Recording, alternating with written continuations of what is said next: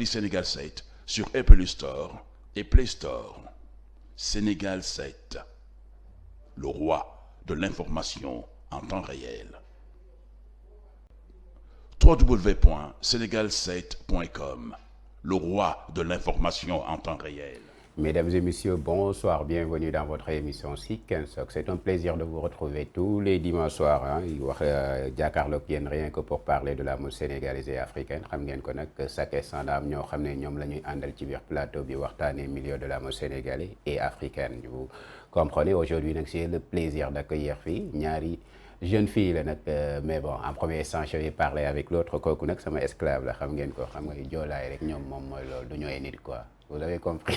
Sans plus tarder, je vais la dire bonsoir. Bonsoir à vous. Bonsoir, Carter. Vous allez bien? Oui, je vais bien, merci. En pleine forme, hein? Alhamdoulilah. Tey rek ñoo seet si waat. waaw tey dama ñëwoon seet si leen waa Sénégal 7. Macha allah, tout magnifique, hein? Ouais.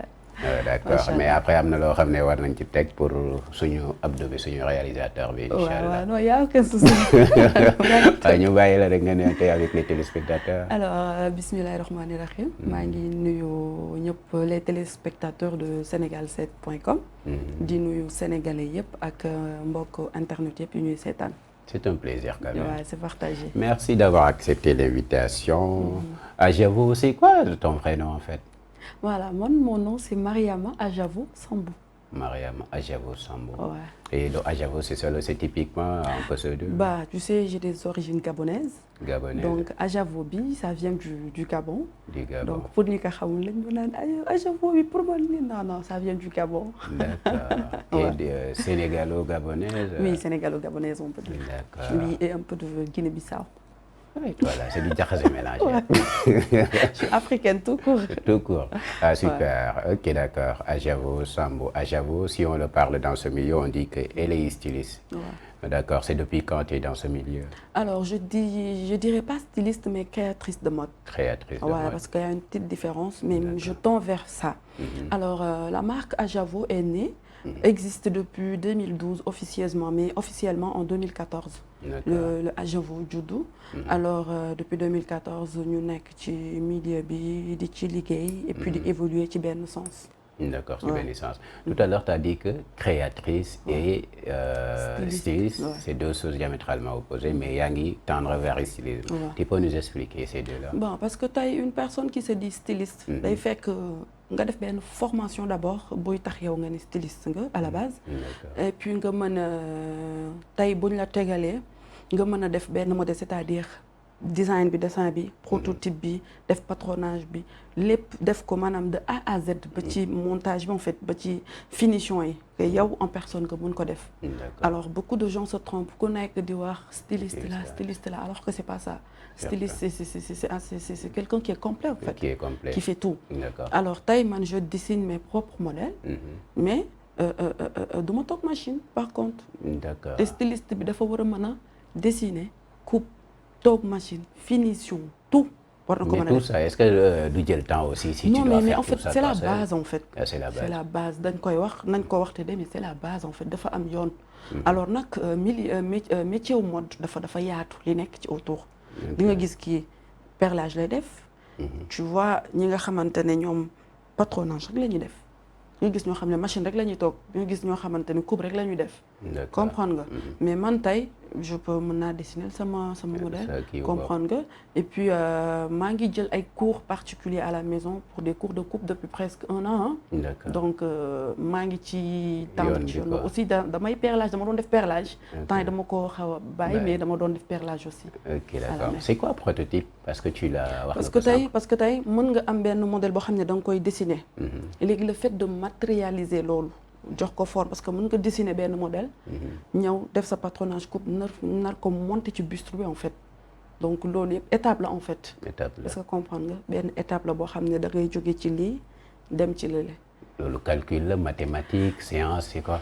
bah mën nga ne calcul la science la mais loo gis rek ak art la en fait c'est tout un art en fait c'est tout un art. moo tax être styliste comme les gens le disent c'est pas facile en fait. c'est pas facile. ouais il y en a qui sont nag super créatifs. super mais être styliste vraiment c'est pas facile. d'accord kon ça veut dire que les autres ñoo xam ne dañuy toog wax ne ñoom ay styliste lañ dañuy jàpp ne duñu ay styliste. bon parce que am na ñoo xam ne defuñu formation mais ñoom dañuy proclamer ne sont des stylistes. parce que ñu ngi dagg ñu ngi dessiner ñu ngi ñëw. xam nga tey le problème qui se pose au Sénégal mooy. gars yi dañuy jaawale. da ngay gis sax ñu ne la tailleur.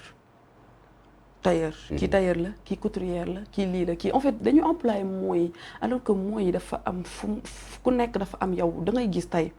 benn maison de couture day am maître tailleur. dañuy gis day maître tailleur am ñoo xam ne typiquement ñooy coupe ñii ñooy dessiner ñii ñooy def patronage ñii ñaw.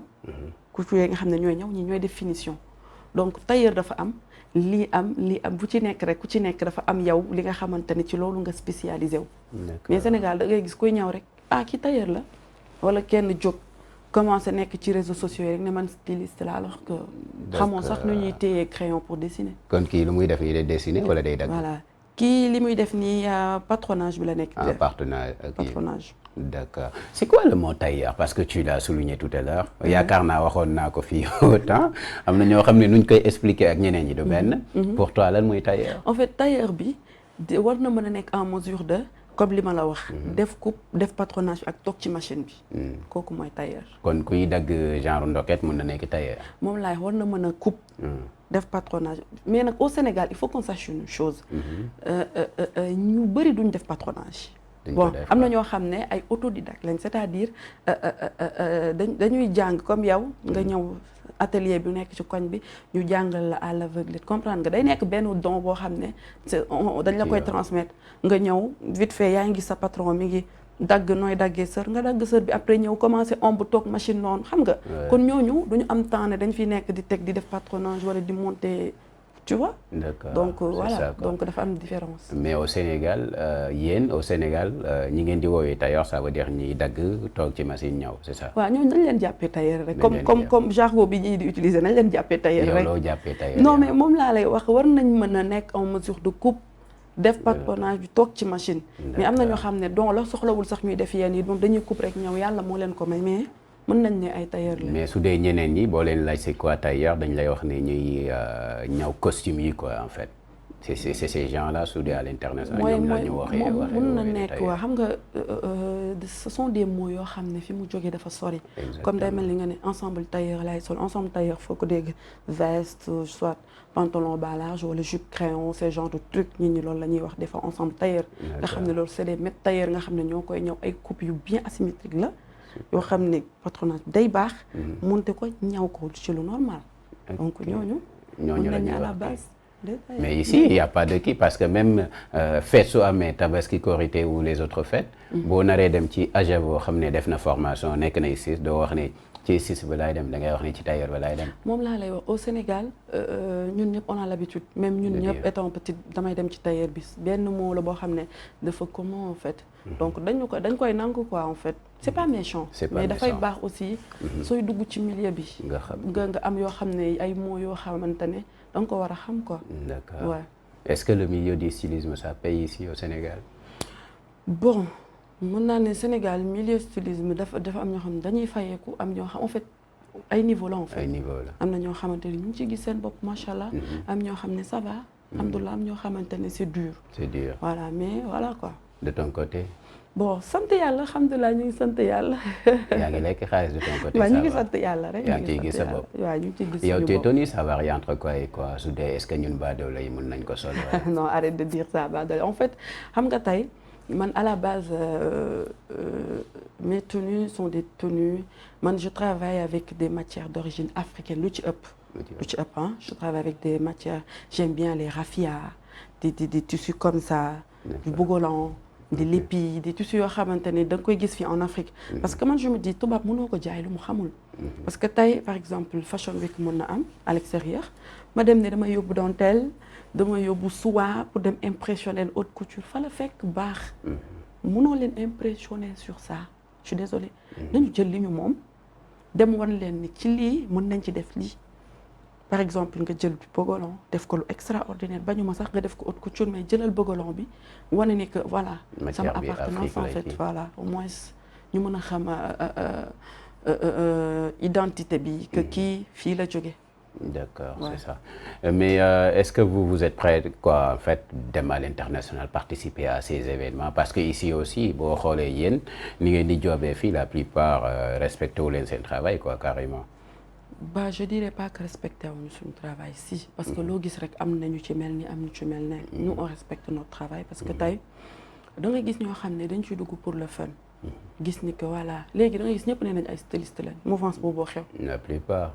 Même tey ñu da nga deful gis fii. sur les réseaux sociaux ku jóg ne styliste la designer la styliste la en fait alors que ñun d'abord c'est par passion parce que ñun déjà dañoo jàng fa ñu war a jàngee on a nos diplômes comprendre nga man management laa def à l'ISM c'est par la suite que laa jël yi j'ai fait de ma passion mon métier domaine stylisme bu ma ciy dugg en fait ba may gën a nekk xale dama doon dem sama benn cousin boo xam ne tailleur la comme on le dit au Sénégal su ma demee je prends mon tissu ma toog nii nga ma koy defalee nii buy dagg ma ñëw wala ma koy dessiner pare woon ko comprendre nga ma sol bu ma solee ñi ne ma dafa rafet ma ne leen maa ko ñëw ku mu fi commande yi di dugg ñëpp loolu lañ ma xamee woon alors nag ba ma ñëwee ISM la tàkkee parce que ISM en fait on nous forme à am fit déjà être ton propre boss sa créativité bi nekk ci yow génnee ko alors man quand je suis venue à ISM comme ni ñu ko xamee ay BDE bureau des étudiants ay journée d'intégration bu amee fii xam nga parce que y a beaucoup de communautés yu fa nekk dañuy ñuróole ay tissus ay ñaw alors que comme man je faisais partie de la communauté gabonaise en même temps de la communauté sénégalaise qu'est-ce que je faisais pause damay ñëw gis benn communauté ne la ok xam naa ni dañuy def journée d'intégration et que communauté bi y a plus de 100 élèves yu fa nekk 100 étudiants dañoo war a nduroo ma ne la góor yi je vous fais vos chemises à 5000 francs ñu ne ma super jigéen yi vos robes là je les fais à 10 000 francs les majorités ainsi may noonu laa doon def ngay def ay commandes di kii xam nga rek ak am fit bi noonu laay def jël commande yi dem yóbbu d'accord gagner ay affaire xam nga dem ba voilà quoi affaire bi dugg affaire bi di dem nag non noo demee ba ci biir ma gis ni que voilà li may def man bëgg naa ko parce que c'est une passion en fait dañ ko bëgg d'abord parce que da ngay gis étant étudiant nga am benn 100 000 francs wala 50 000 dem marché nga jënd ko lépp tissu boo bëgg dara ci xaalis tissu ngay jënd ñëw toog boobu amagoo sax idée looy ñëw xam nga ne kon kooku dafa passionné bokkul ak gis naa diw def na dara man tamit xaaral ma ñëw def non ñun on le fait par passion moo tax muy neex muy nakari dañ ciy nekk waaw le pourquoi j'ai dit tout à l'heure que da ngeen di def di n'importe quoi ça veut dire aujourd'hui su dee yéen da ngeen di wax ne ay stylistes ngeen stylistes professionnels envers lu ñuy def te aujourd'hui ngeen di génne seen collection di défiler dans des boîtes de nuit ou bien dans des restaurants dans des endroits yoo xam ne c'est pas adéquat tu penses que ça aussi les gens peuvent le voir en disant que non ñii dañoo respecter seen bopp je pense pas. non en fait faut pas le prendre ci sens boobu. parce que tey yow du Carter mën nga am sa boîte de nuit. nga ñëw fekk peut-être benn agent boo xamante ne mën na nekk designer en fait faut que ñu comprendre designer. c'est un mot anglais en fait. mooy styliste en quelque sorte designer. léegi may def man peut-être sama style. ce sont des trucs yoo xam ne c'est pour benn cible la. am na ñoo xamante ne boo gisee seen. style de veste maanaam ñoom seen i création mën na dem ci milieu boobu est-ce que comprendre nga y a de ces stylistes yoo xamante ne ñoom seen style mën na dem ci boîte de nuit ku ci nekk en fait sa am objectif défilé fa quoi waaw loolu du problème que ça soit boîte de nuit wala leen parce que yow mën nga am sa événement ñëw invité ma man je viens par rapport parce que Do Carter moo ma invité donc damay ñëw rek peut-être pour jàppale ko donc nan laa koy jàppale j'amène mes créations pour mën ko jàppale moom mais du question que boîte de nuit la wala. yow tu valides ça veut dire que tu valides en tant que styliste en tant que créateur. gis nga loolu c'est pas que benn styliste mooy ñëw toog valider ou pas yëf yi. non de ton côté laay wax est-ce que tu valides ça. j'ai pas de problème parce que man mes débuts. kii nu mu tuddati yu est là.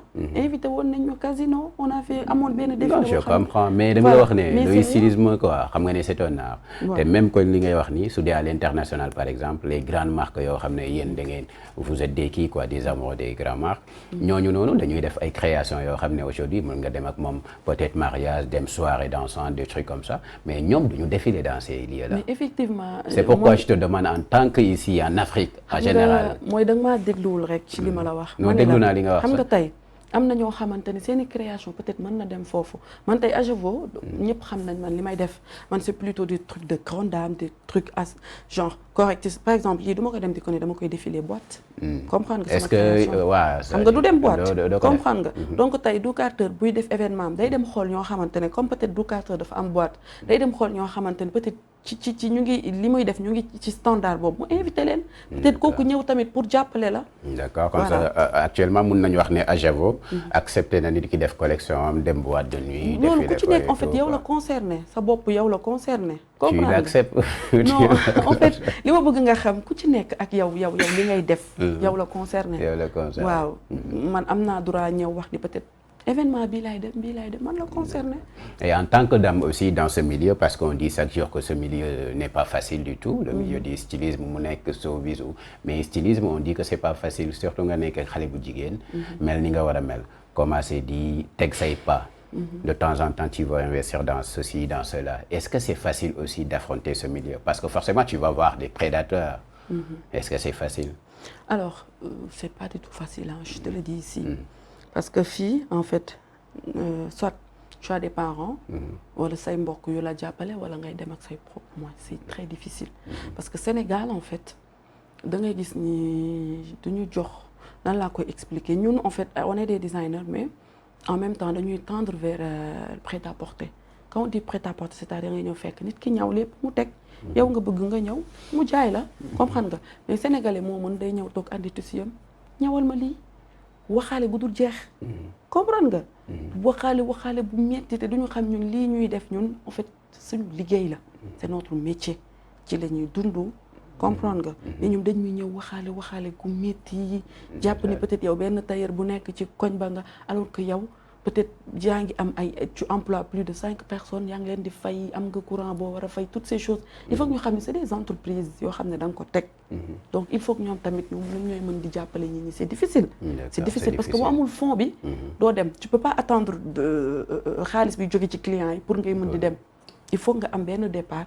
am fond boo xam ne da nga koy ñëw teg. loolu moo lay mën nag moo lay dimbali quoi il y a pas des hommes aussi yoo xam ne dañ leen bëgg a financer sur vos projets et tout.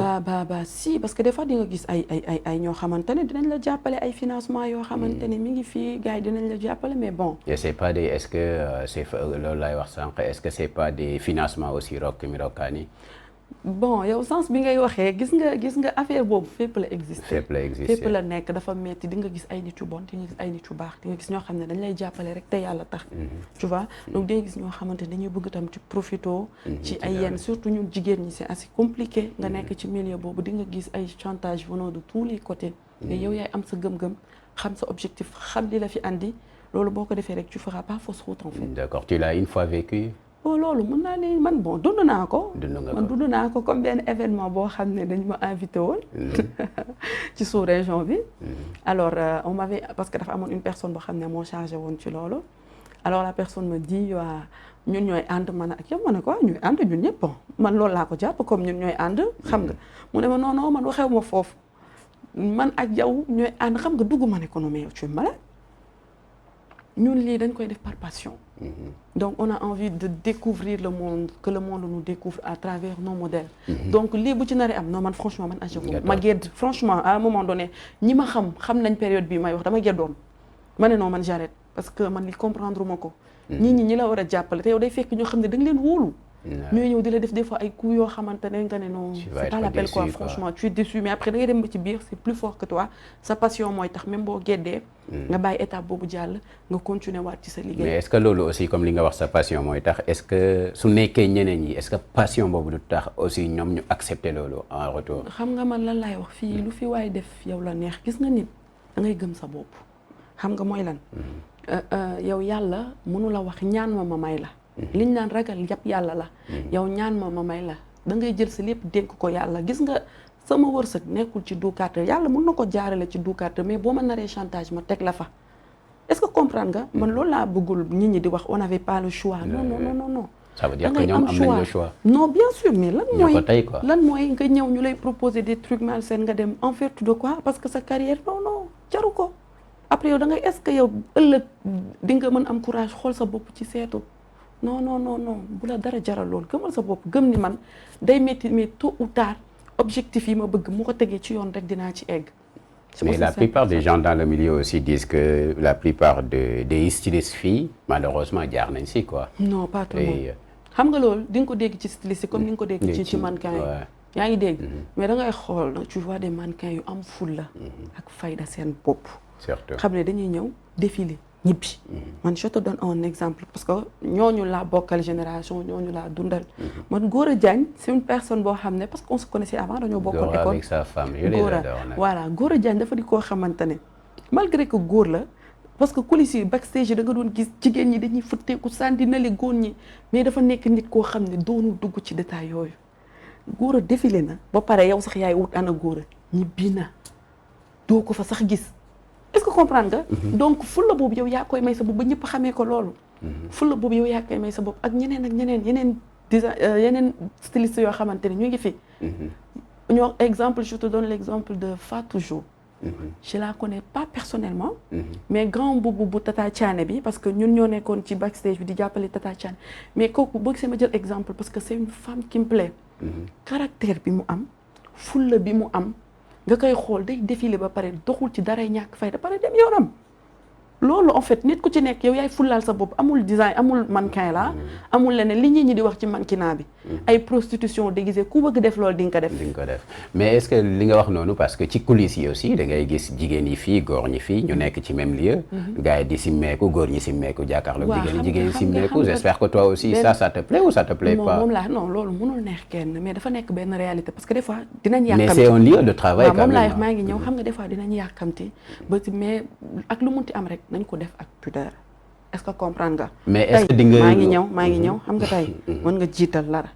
comprendre nga simbe ko vite fait li nga jiital noonu boo solo ba pare mën nga ko génnee mais man j'ai vu ñoo xam ne. complètement nu. mais lan la gis nga milieu bi exigé wu la loolu. mais est-ce que nekkul ne instant boobu il fallait que tu sois complètement nu pour pouvoir. non du question du complètement est-ce que nit ñi xalaat nañ loolu quoi. déedéet xam nga lu tax. on est des femmes parce que ñun ñëpp. lii liggéey la benn laps nga surtout mannequinat parce que styliste mën naa jàpp ni dina kooku ci atelier am lay toog dina dem défilé mooy gën a yàgg durée de vie bu styliste. bokkul ak mannequin. mannequin tu peux pas le faire éternellement. est-ce que comprendre nga donc da ngay xalaat ëllëg da ngay sóor ëllëg.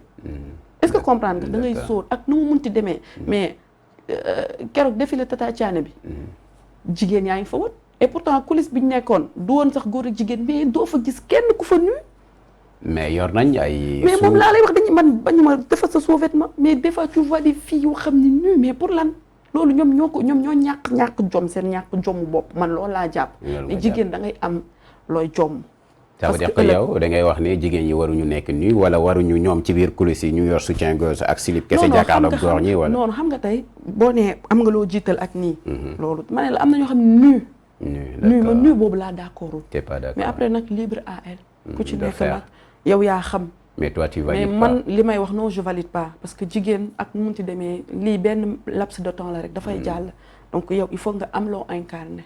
ça veut dire mannequin yi da nga leen di xas foofu quoi wax leen. bon xam nga déjà seen der ñun suñu milieu bi suñu milieu la parce que ñun ñoo ko bokk. lu ne la ñuy dégg. ñun lu ne la ñuy dégg ci biti. donc ñun ñoo ko mën a rafetal. tu peux être mannequin sans pour autant nga mais je pense que ci biir coulisses yi peut-être dañuy gis ne entre ñun la mannequin góor ak jigéen loolu y a pas de souci. mais non du question de entre ñun parce que ku ci nekk dafa am foo jógee. dañoo bokk fa mais bu ñu paree dañuy tas dem. d'accord tu dëgg entre nous la chaque jour yaa ngi gis mannequin bu bees chaque jour yaa ngi gis ku bees ku ñëw ku bees kuy dem et les garçons efféminés dans ce milieu et toi tu cautionnes ça parce que quand on dit la réalité on voit tout man wax dëgg yàlla du ma dugg ci domaine boobu ñoom ñi efféminé ñoom la concerné mais mannequin yi ma xam ay réel ay gentleman ay góor yàlla toujours je donne exemple Gora Diagne xam nga doo ko xool naan dafa efféminé. non Gora moom mooy loolu. waaw mu ngi noonu mais nag yaa ngi ci milieu bi yow ci sa bopp gis nga loolu qu'on se dit la réalité. xam nga loolu laa lay wax nee naa la. ku ci ne yow la ngay def yow la. mais xam nga ne boo demee ba cité non on juge pas. mais ça qu'on se dit la réalité ça existe dans le milieu. yow looy conseil les petits non en fait man li may wax rek mooy. xam nga ku dem ba ne gëm leen seen bopp. loolu tëj na lépp. que tu sois musulman comme que tu sois chrétien. benn religion nanguwul loolu donc après libre à toi mais man je suis une croyante musulmane la te dama am ay principe donc man gëwuma loolu man ñoo ñuy def loolu gëwuma leen xam nga man kan laa gëm. kon doo leen woowee ay mannequin quoi ñooñu. non bof mënuma ne duma leen woo ay mannequin mën nañ nekk sax mannequin mais mën nañ la solal sa yére aussi ñoom ñoo xam en fait man franchement xam nga tey des fois dinañ la woon ay profil ne la kii ak kii moo lay défilé franchement man su ma xamee ni lii nga non tu vas pas défiler pour moi parce que sama gëm-gëm permettre ma ko. t'es catégorique sur ce point. waaw sama gëm-gëm permettre ma loolu. te encore une fois on peut être mannequin sans pour autant être comme loolu ngay wax. mais tu peux ne pas le savoir que di la nga dem ba mu solal la sa yére ba défilé yow ngay doog a xam dama ni la man su ma xamee su ma leeree. mais su la solalee ba défilé ba pare ngay doog a xam nooy def yére boobu dañ koy jëlaat yóbbu wala dañ koy en fait du carte pour man foofu loolu amul sens en fait mais li am sens mooy man en tant que Ajavo su ma leeree ni lii nga sama gëm-gëm permettre ma sama religion aussi permettre ma may lëkkaloo ak ñooñu pour ñu mën a liggéey ak ñoom après nag ñoom ñooy xool mooy li ma la wax xam nga man ñan laa gëm tu peux être mannequin nga nekk góor yàlla di liggéey exemple Gora Diagne gis nga ko jullite na macha allah du dugg ci lu yoonam nekk et il défile très bien bu pare il a son boulot dem na ana lu ko gën a neex. exactement kon macha allah Gora nag wax ko moom ak madame invité ñu reer nag. waaw amul problème dina ko def leen loolu waay. Gora Barxaamu wuyul. macha allah ñu wax ci kii ci photo yi aussi. cette fille j'espère elle est mariée ah su ma jéem. madame kii africaine dans la poupée. maa ngi koy souhaiter un ménage de passage madame Wan Lirikel. waaw macha allah félicitations à elle ah. gaaw leen nag il faut que ñu lekk si laax quoi. mën nga ñuy expliquer ces créations là. Alors, tout d'abord, collection B, c'était une collection dédiée à ma maman qui est décédée. Paix à son âme. Paix à son âme. Voilà, donc collection B, c'était un hommage à elle. Alors, boo gisee li ma utilisé c'est toujours un tissu boo xam ne boo xoolee tissu bi da ngay gis yi d'habitude c'est les mourides qui le portent. qui le porte le noir blanc. voilà gis nga c'est un tissu coton avec un peu de raffia boo xam ne ñoom ñoo koy sol. xam nga boo ko gisee di ci marché bi dafay basique affaire yooyu noonu. ñun nag c'est ça dañ koy jël yóbbu ko ci beneen étape. fii ma def ko benn robe droite am benn mu am ci ginnaaw un peu décolleté le dos décolleté. bii da ngay gis robe la avec des manches assez bouffantes. gis nga. mu am poitrine bi am. waaw yéen a ngi tëbloo de. voilà bii c'est une robe droite. comprendre nga avec mu am garniture au niveau des épaules. comprendre nga le dos légèrement décolleté ci dos bi. d'accord mu wàcc ci suuf. et ça. bii c'est une robe taille princesse. taille princesse avec ces trucs là voilà taille princesse donc mu am j'ai pris le même tissu boo xam ne moom laa def accessoire. moo nekk au niveau mu nekk genre col. col Mao. étendre largement sur les épaules. et pourquoi tu as utilisé ce chapeau bi en fait chapeau bi man c'est un style que j'aime. c'est un style que j'aime parce que des fois da nga gis les hôtesses de l'air le font dañ koy sol donc c'est un style qui me plaît. les saoudiennes aussi. des fois Aya Nakamura. c'est Bibiche. c'est ma petite sœur voilà c'est Bibiche moom tamit machallah ah donc voilà bi c'est une sorte de grand boubou avec col légèrement découpé au niveau des manches. mais lu mu jiital moom ci kii bi la bokk. si li mu jiital c'est une robe droite. ok robe droite là avec des épaules montées. manches yi en fait plutôt les manches sont montées mën nga ko génne comme mën nga ko sol. et ça prend combien de temps pour la création. bon xam nga lii c'était une création boo xamante ne dama ko dessiné woon defoon naa dessiné teg ko. après par la suite laa ko ci ça m'a pris à peu près un mois. un mois pour confection bi ak yooyu. d'accord ok et ça. bi aussi c'était une autre collection boo xam ne bokkul ak bële. bi c'est une collection que j'ai fait récemment parce que man aussi j'aime bien travailler avec des tissus assez fluides boo xam ne ça t'encombre pas. da ngay nekk à l'aise bon fii aussi je rends hommage à la femme sénégalaise. les grandes dames quoi. voilà de façon très simple parce que loolu mën nga ko sol dem mariage baptême. tu vois. alors oui aussi c'est pareil. mais cette collection n'est pas pour les minces c'est pour les jongoma. non même pas ça dépend de bu ñëwee rek dañuy jël say mensuration normale après ñu defal la ko. mais bi nga génnee c'est pour les jongoma. waaw bu la neexee que nga am une taille forte ou voilà ça peut aller. d'accord. ouais. Super ça c'est du wax que tu as mélangé ou pas. oui wax la ñu jël mélange avec du coton suisse def benn patchwork au niveau de la poitrine au niveau des manches et le bas. avec vous avez beaucoup de codes en disant patchwork xaw ma comment ces trucs-là. non en fait ce sont des termes yoo xamante ne voilà suñuy termes la. ok d'accord je voilà. vois. et c'est pareil. Voilà. mais am na boo xam ne bon mooy njëkk yi quoi boobu moom boo ko solaloon Bijou suñu réalisatrice bi. waaw yu njëkk yi. c'est super quoi mooy les photos les premières photos. amul benn problème. boobu voilà mais mbaa taayam mel parce que lii d'habitude c'est pour les films. bii des trucs comme ça bu dee film na rek y a pas de souci. non kii la daa xaw a jonga ma nag. avec non jonga ma na bàyyi kon ma defal ko comme man yi may sol. kon macha allah laf cat kon Bijou dina la defal nee na. Inch'Allah. Super et création pour def collection c'est trop cher.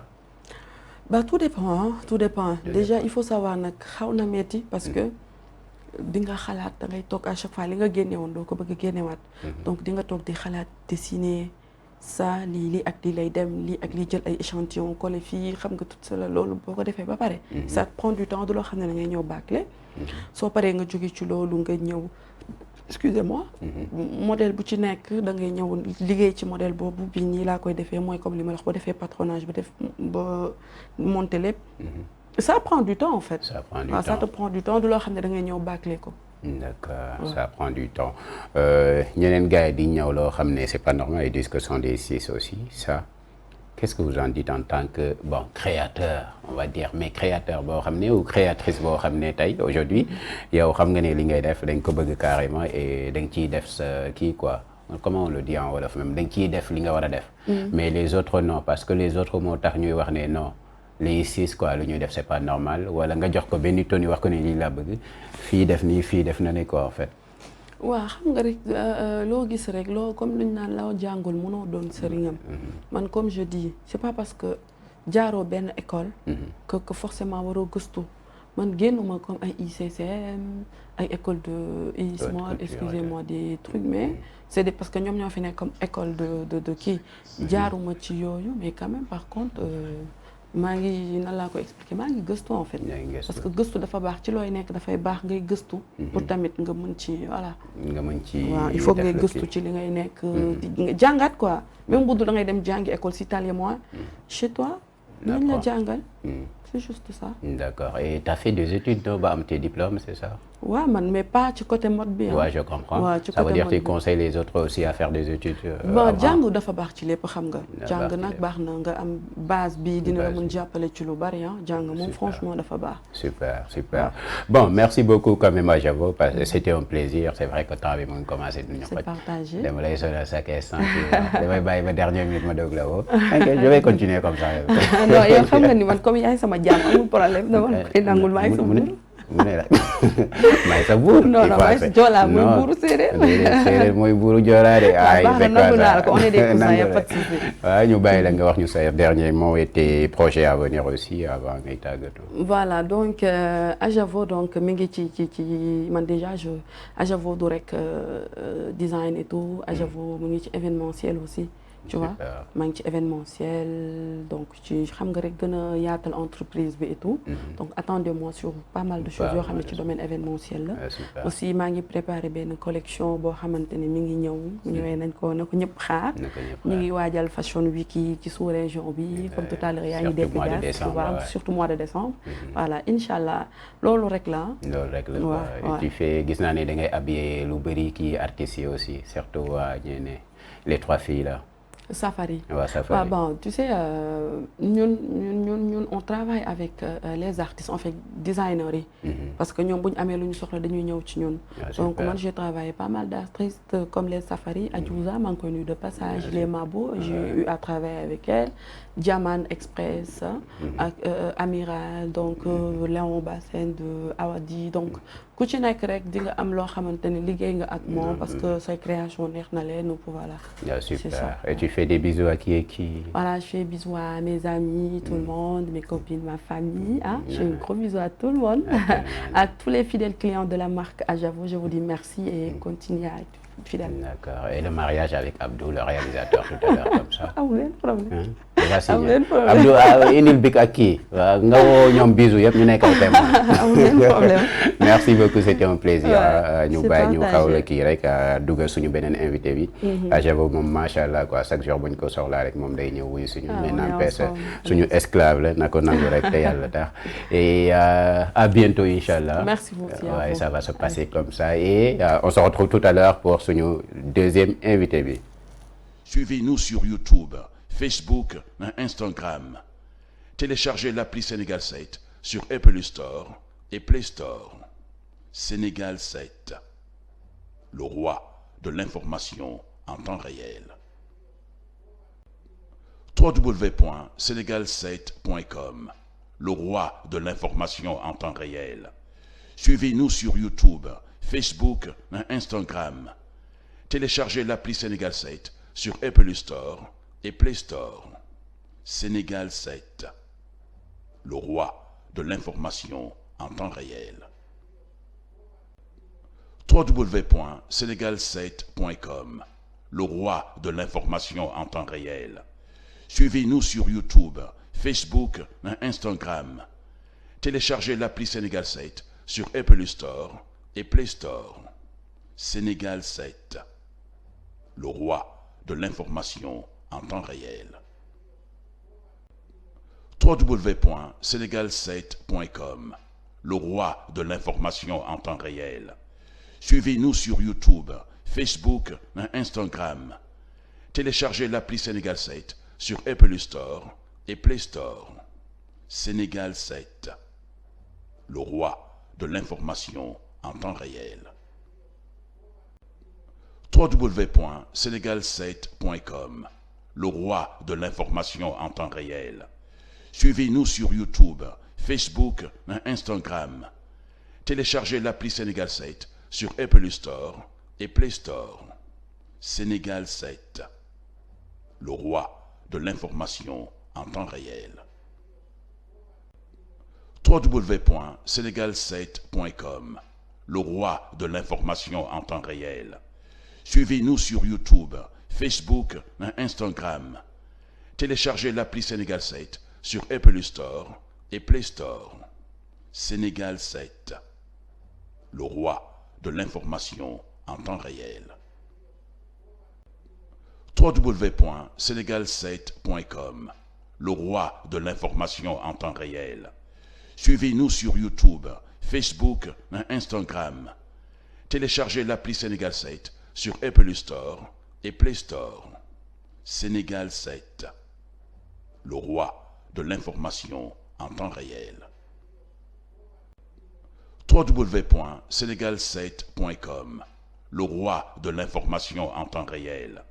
Suivez-nous sur YouTube, Facebook et Instagram. Téléchargez l'appli Sénégal 7 sur Apple Store et Play Store. Sénégal 7, le roi de l'information en temps réel. Merci à vous d'être là jusqu'à présent et di remercier aussi à Javo bi fi nekkoon tout à l'heure di partager ak ñun plateau bi wax na wax yoo xam ne wax yu am solo la ci milieu bi am na koo xam ne nag keneen koo xam ne fekk ñëw na ci plateau bi actuellement on va parler avec elle sur le milieu du mannequinat surtout parce qu'elle est mannequin, elle évolue dedans, ça fait un bout de temps quand même. Elle aussi sama kii la quoi, sama esclave la aussi, ne vous inquiétez pas, elle s'appelle tout simplement Patricia. Bonsoir Paty. Bonsoir Dokate. Vous allez bien? Ça va bien, merci à vous. En pleine forme. Merci d'avoir accepté l'invitation. Plaisir partagé. ñu bàyyi rek nga nuyoog gars yi. Bonsoir à tous. C'est Patricia Bintou Correa. Je suis là pour parler plus du milieu quoi. Du milieu quoi. Du milieu quoi. T'es à l'aise ou quoi? Ben ça va, ça va. Mets-toi à l'aise, t'inquiète pas. On va pas te bouffer même. Pas, je sais. T'es à l'aise. Super. Patricia, ça fait combien de temps nga nekk ci milieu yi? Je suis depuis 2014. Depuis 2014, mais en certain temps, j'espère que da nga offoon aussi. waaw offoon naa certainement def benn stand-by reculer pour revoir quoi. Pour revoir les choses. Et pourquoi tu as reculé pour voir les choses? Ben comme au début. sama yaay moo ma doon encouragé pour ma dem mais bu demee ba ci biir dafa bëggoon ma concentrer wu sur les études. te nekk naa ci milieu bi aw moon ku ma jàppale parce que les transports et tout te nañ milieu bi dafa soxla investissement. comme casting su amee ay yenn milieu yi boo fa naree dem taxi nga nar a passe taxi. amoo ko lay jox transport bi et tout. donc ma ne dem répétition yi aussi. mooy le mieux et me concentrer sur mes études parce que tam fekkee dama nar a dem casting te aw ma transport.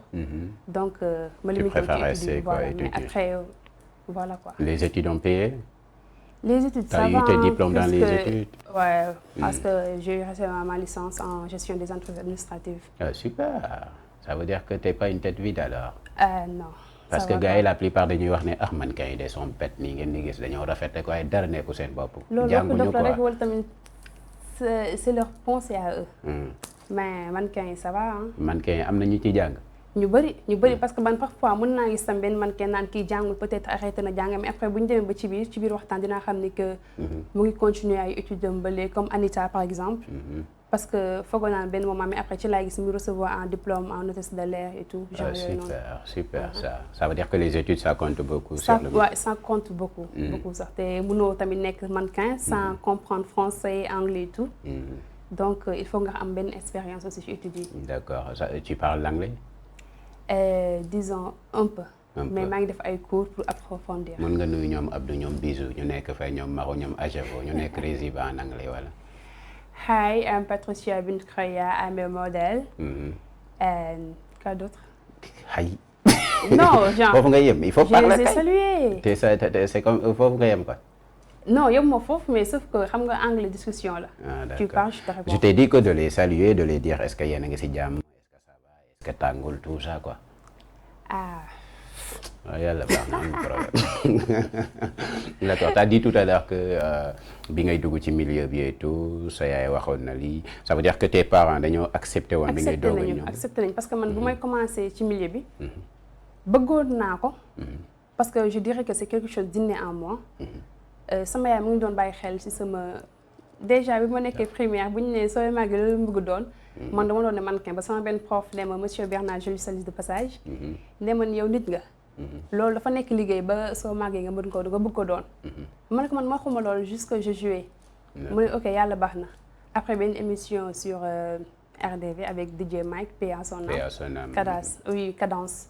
sama yaay moo gis émission bi di circuler mu ne ma doo dem nga inscrire ma ne ko inscrire foofu mu ne man ni demal nga inscrire tante chance. ma dem inscrire ba boobu j'étais premier dauphine. après ça mu am grand défilé de semaine de la mode avec Oumou Sy au Grand Théâtre. ma dem ci casting bi il y avait Ousmane et Roger Sala. je les salue de passage. ñoom ñoo ma doon won ay pas et tout. ba ñu sélectionné ma ci défilé boobu noonu. semaine de la mode bi. ma doon jàng di ñëw di nuyu aussi sama oncle Albert boo xam ne tamit bokk na ci ñi mu soutenir Albert Correa.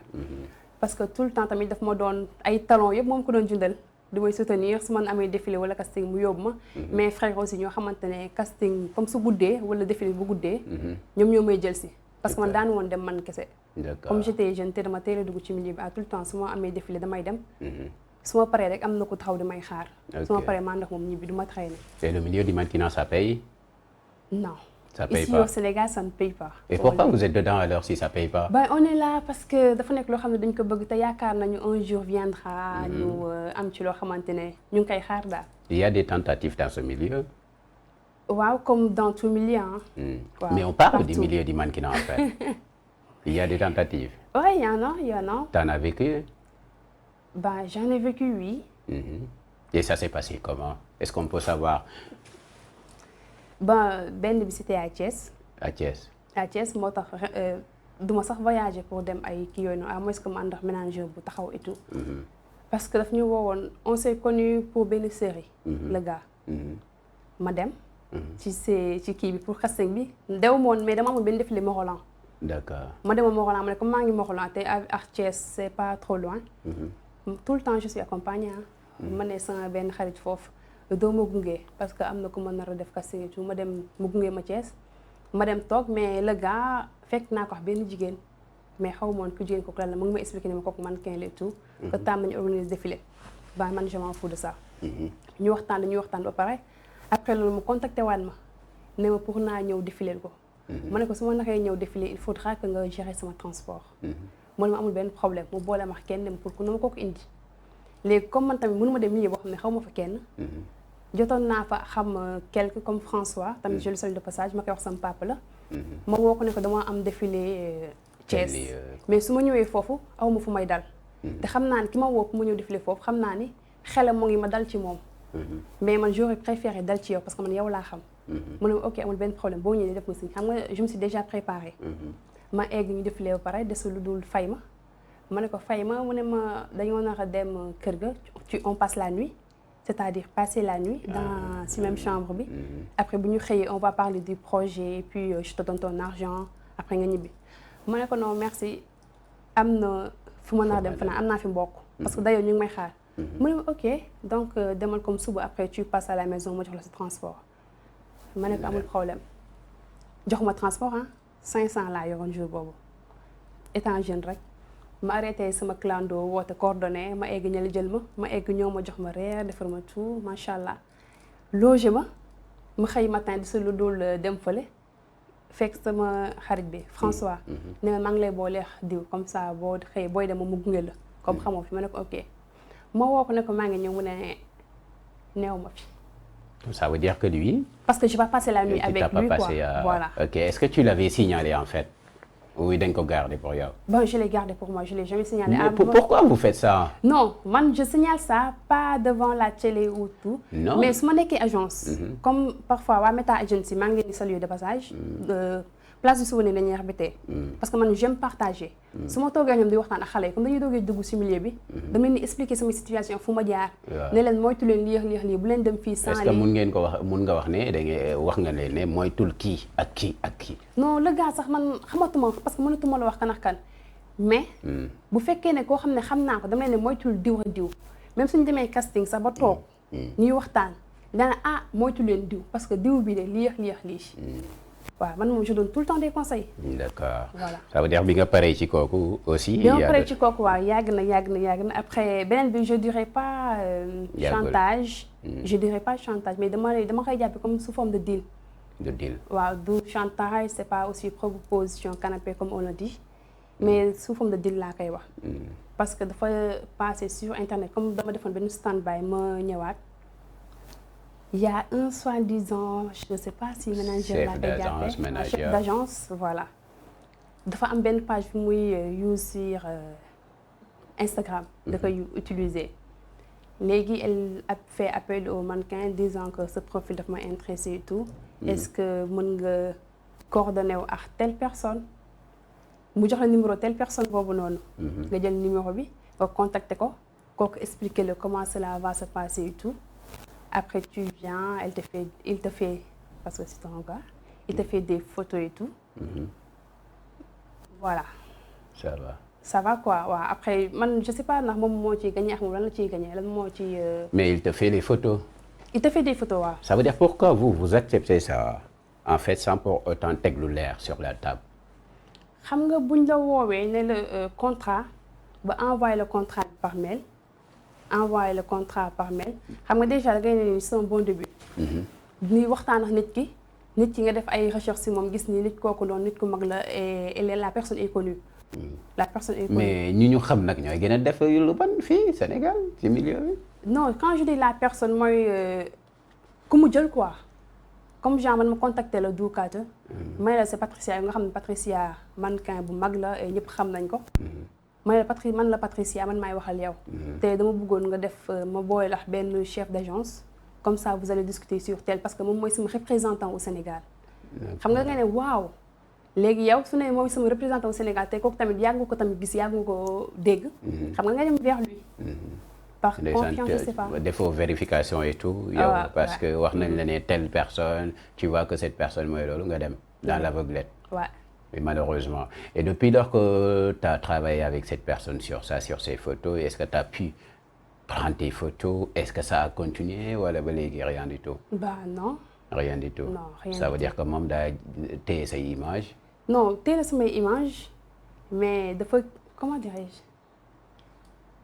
Loolu ça c'est pas important. C'est pas important parce que je suis mannequin, je suis appelée à faire des maillots de bain, voilà quoi. Voilà, je suis appelée à le faire donc pour moi c'est pas un souci. Mais fu mu jaar ci affaire yi te après tardivement. Beaucoup publier aussi je m'en fous hein. Mais le problème en est que le fait que fu mu ko jaarale. parce que il a menti, manque de confiance. En plus am na benn chose day utiliser les personnes, les mettre en rapport avec quelqu'un et les soutirer de l'argent. D'accord. Je sais pas si tu me comprends. Ouais, comme mën nga ñëw ma booy la telle personne la kaay ma présenter le diw am na xaalis et tout yow nga dugganteex diw boobu noonu. léegi moom bu soxlawee dara dafa bu soxlawee dara mën na dem ci diw kooku ne ko. telle personne dafa soxla xaalis et dafa am problème familial problème yi. kooku jox ko joxee xaalis voilà mu garder ko. ça veut dire yéen da ngeen di accepter gars yi di leen makaro. non man moom j'accepte pas. ah kenn mosu la macro. non mosuñoo macro. c'est sûr macro moom franchement mosuñoo macro. d'accord je comprends kon actuellement yow da ngay wax ni le chantage mu ngi ci biir kii bi parce que tu l'as vécu. carrément li Adjabo doon wax sànq aussi ci coulisses yi parce que moom nee na mënul accepter jigéen nga nekk jigéen quoi en fait war a xalaat suba nga nekk ci coulisses yi di simmeeku taatu nenn ci biir coulisses yi nañ ma baal ci kàddu bi et tout. nekk fa ak ay nit aggregation de trucs rien que pour solo ay yére pourquoi pas yéen doo leen wut ay kii ay sër teg seen yaram solo waat dem seen yoon.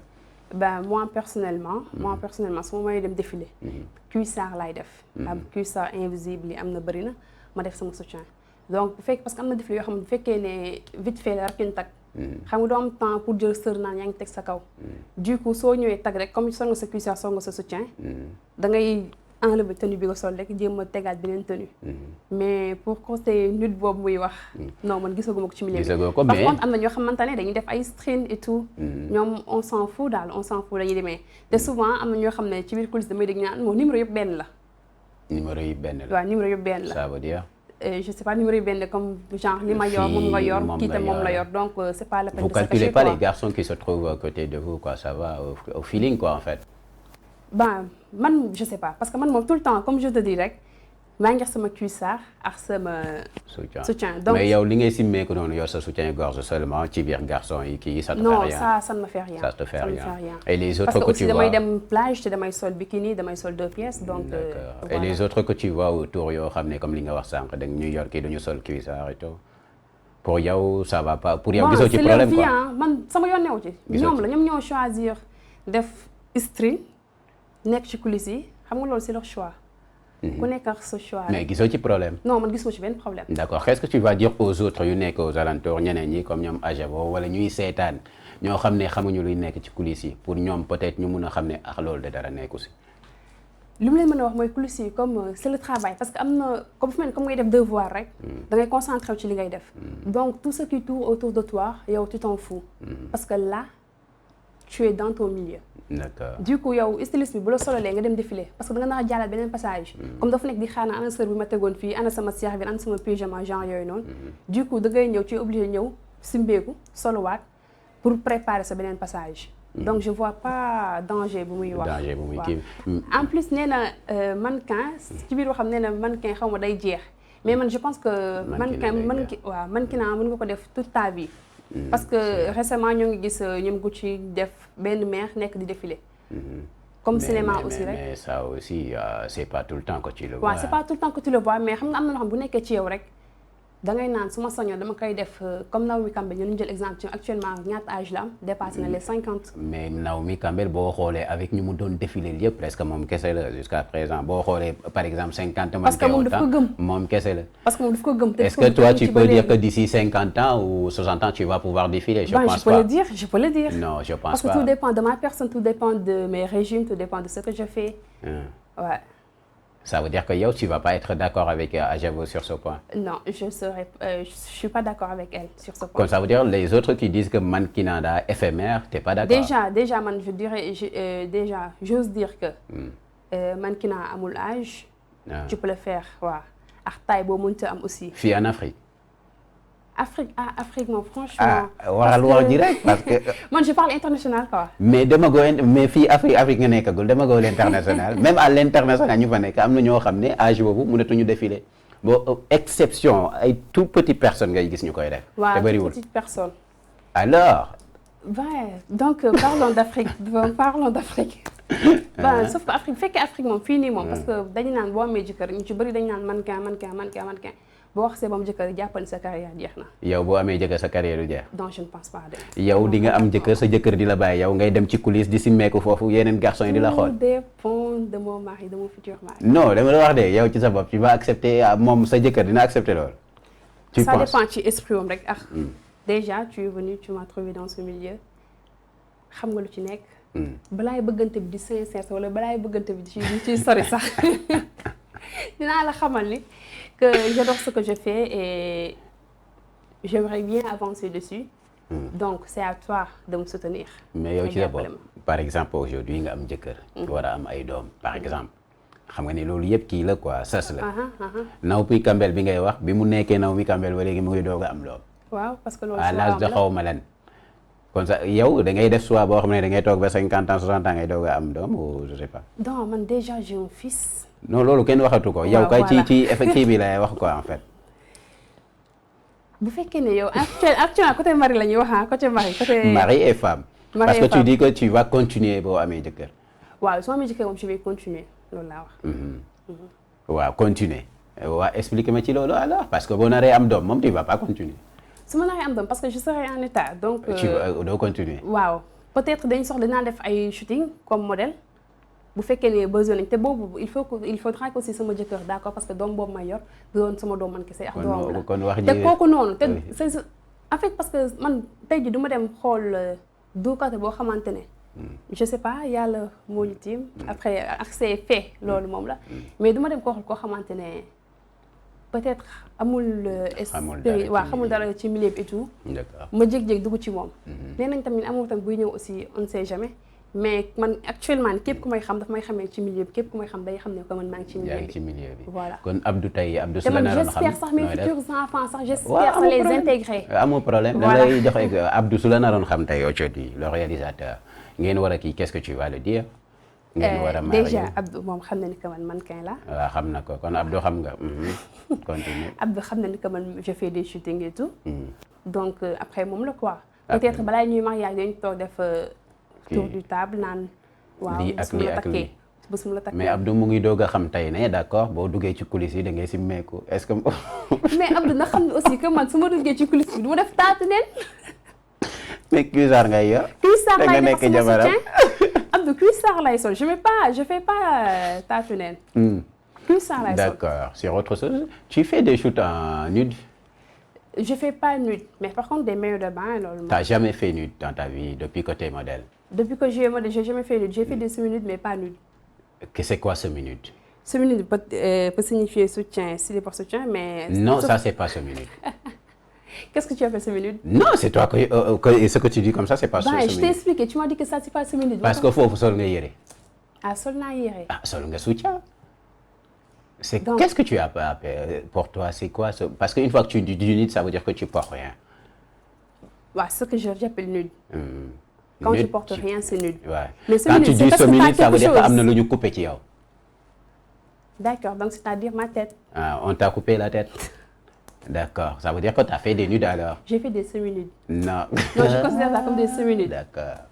Et qu'est-ce que tu conseilles aux autres mannequins qui disent que d'accord, ñoom duñu mës a def ay nudes, duñu mën a def ceci et cela parce que ñoom c'est une religion ou autre chose, surtout au Sénégal, en Afrique? waaw ñii di wax que duñu mës a def semi-nude day fekk ni ñoom ñu nekk Afrique. parce que Afrique doo fi nekk te surtout bu ñu naree exposer say photo ci biir Afrique parce que xam nga Afrique dañoo bëri ay. jugement et tout waaw. donc mais fekkee ne bu ñu wax ko du ma mës a def. parce que comme on le dit il faut jamais dire jamais. D'accord. parce que tey jii di nga génn dem international ñu proposer le semi-nude. non duñ la proposer semi-nude nude lañ lay proposer. ñu proposer nude mais tout dépend ci lu ñu bëgg message bu ñu bëgg lancer ci nude ci kii boobu noonu et tout. te xam naa ne aussi faut jamais dire jamais daal. il faut jamais dire jamais parce que aussi t'es dans le milieu et xam nga lu bari mu ngi ci biir.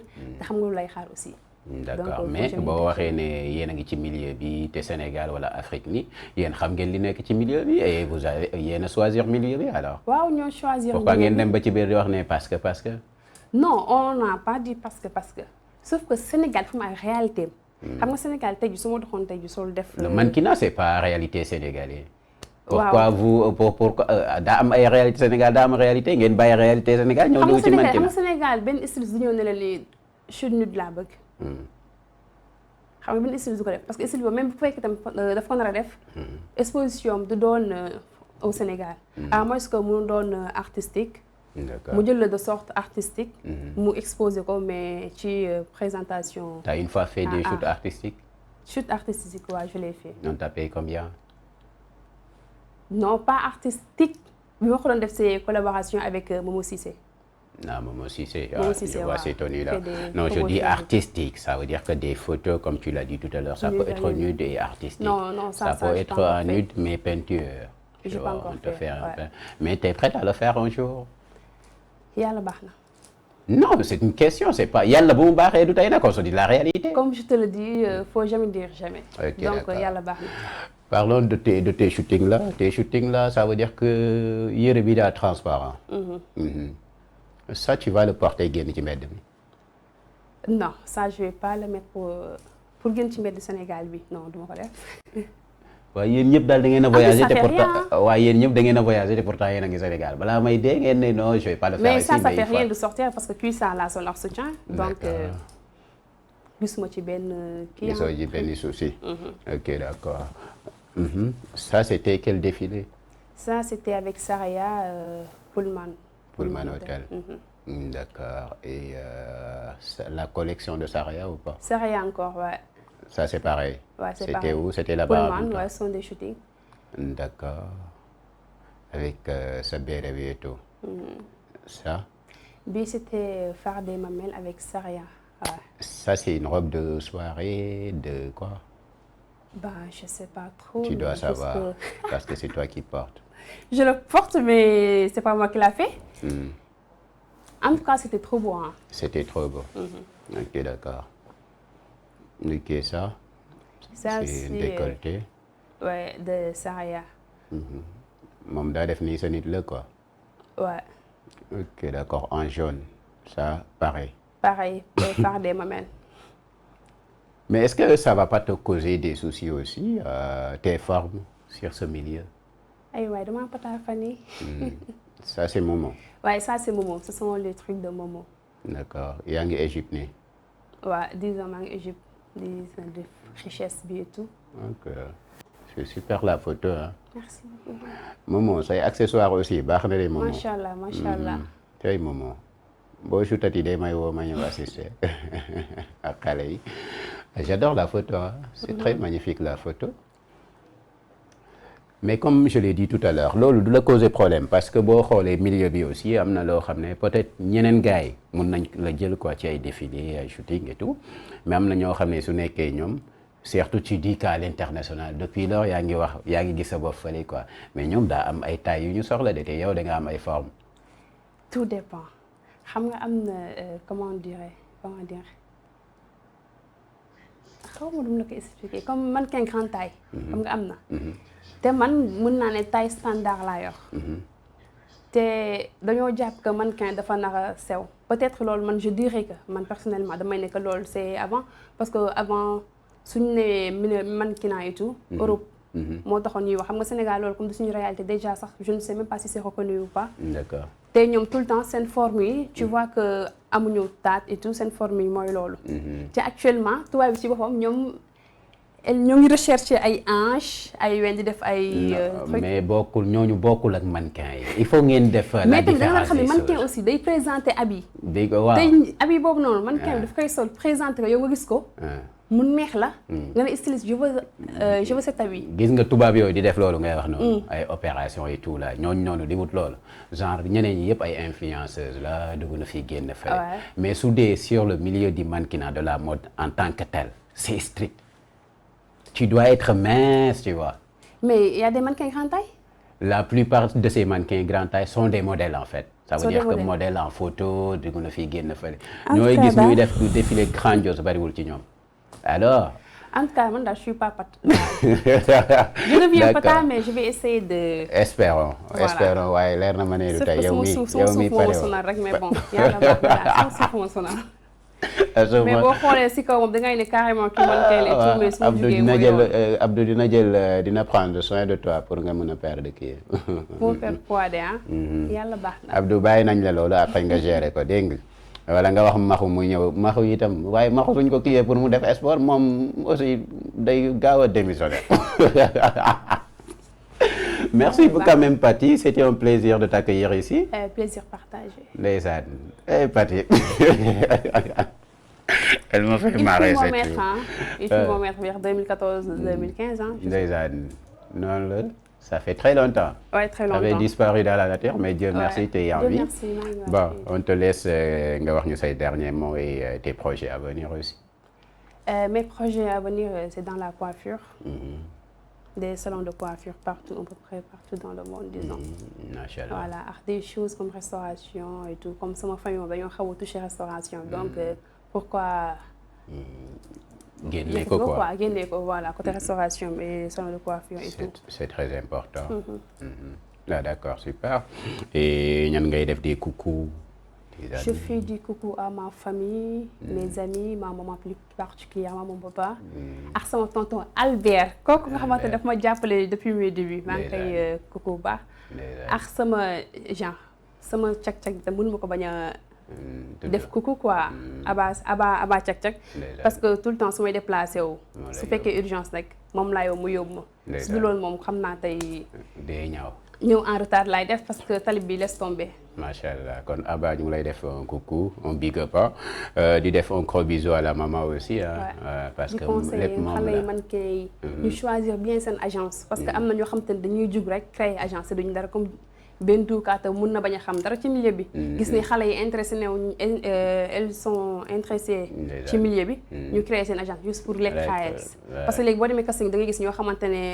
nii lañ toll sol seen tanoo naan ay mannequin lañ te mannequin fam taille. exactement c'est très important ñu bàyyi xel ci loolu mën nañu nekk modèle mais pas mannequin quoi. bàyyi leen loolu nee na ngeen bàyyi ci xel bu baax a baax et aussi tu vas faire un bisou à Abdou. Abdou je te fais gros bisous. waaw d'accord waa mariage bi nu muy demee Ajabo lañ koy bàyyi wala yow. waaye parce que non non jox ko kële grave. mais pare woo. pour kan. ñu marié fii. non man est-ce que ma marié yow bàyyi ma marié parce que yow nga tey dans le milieu donc tu vas me comprendre quoi. mais Abdou da ngay formanté bopp bi. Abdou dina comprendre Abdou nekkul ci milieu bi.